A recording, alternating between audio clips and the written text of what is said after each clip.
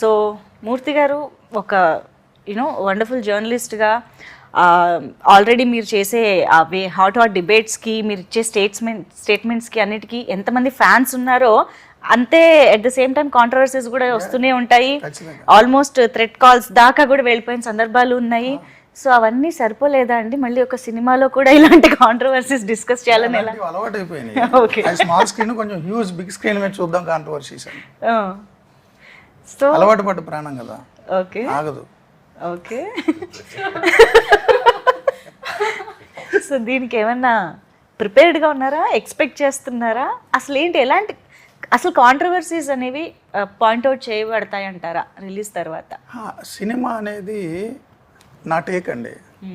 ఒక journalist పర్స్పెక్టివ్లో politics ఎలా ఉన్నాయి అనేది నా టేక్ అది. సో అది కాంట్రవర్సీ అవుతుందా అవుదా అనేది చూసే వాళ్ళని బట్టి ఉంటుంది. నేనేమి ఎక్స్పెక్ట్ చేయను, నేనేమి హర్ట్ అవ్వను, నేనేం రియాక్ట్ అవ్వను. సో నా టేక్ అది. సినిమా వదులుతున్నా తెర మీద చూస్తారు జనాలు, వాళ్ళ టేక్ ఏంటనేది చూద్దాం. ఓకే.